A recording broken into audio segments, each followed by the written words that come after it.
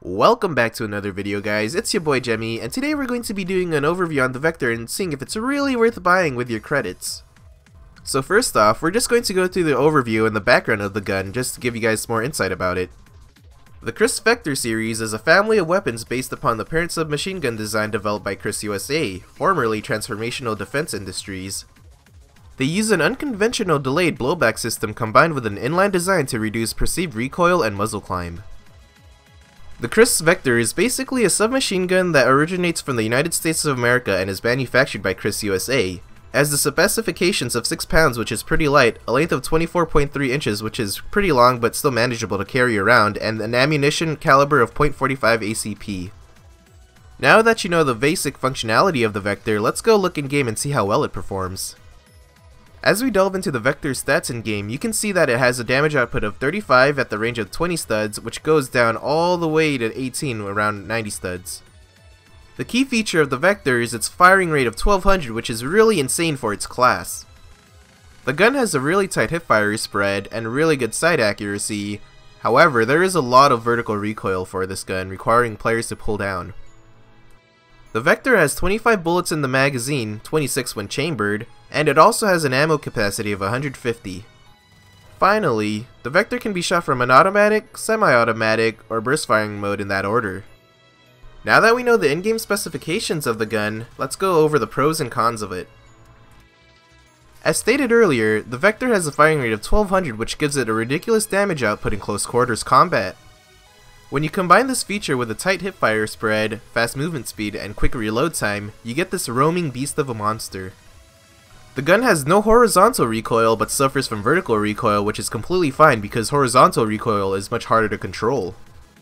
And finally, this can be said for any gun, but this especially applies to the Vector. Once you master this gun, it is extremely dangerous to use, because not every player can use this to medium and long ranges. If you master that, this thing becomes a really good gun that you can utilize and level up fast with. On the other hand, we have the cons, which really made me despise the weapon at times. The thing that was most frustrating about the Vector was the fact that it burned through ammunition too quickly. I would get 6 to 7 kills and I'd be out. I'd have to pick up a weapon or find some ammunition. And the thing about the Vector is it's a submachine gun, which is rarely used in Phantom Forces, so finding ammunition for that after getting a bunch of kills was just way too hard to find. Another con for the Vector is its 25 round magazine. Not only does it make it really lackluster when you need it in medium to long range combat that requires a lot more bullets, but if you need to spray down multiple players, you might run out of rounds and get yourself killed.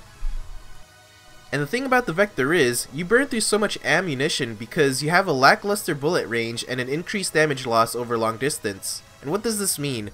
It means your bullets can't go far in the first place, and as they travel through the short distance that they can, they already lose a lot of damage as they're flying through the air. And once you combine all these cons together, you get a gun that has a really high skill cap overall. This might be the reason why the gun is unlocked at level 100, since it probably pertains to the higher skill cap players. Overall, the Vector is fantastic in close to medium range combat, but you always want to run and gun with this weapon. The gun sacrifices ammo sustainability in exchange for higher kill potential in close range combat, which makes it really hard to use if you're really new at the game and miss a lot of bullets. This gun is truly meant for the best of players in Phantom Forces. So should you buy the Vector? Well, yes and no, it really depends on your standing in Phantom Forces right now.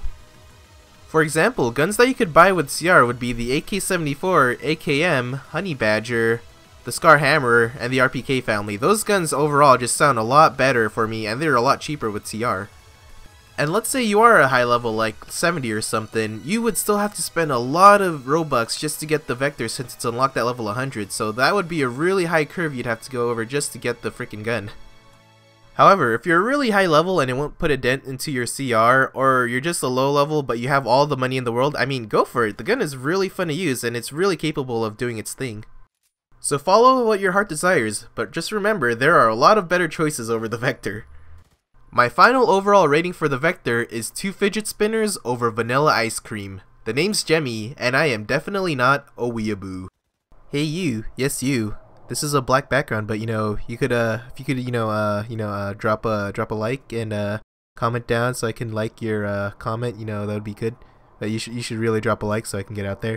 I'm gonna go now. But if you do like, here I'll give you a fidget spinner and the ice cream that's here. Okay, I'm gonna really go now.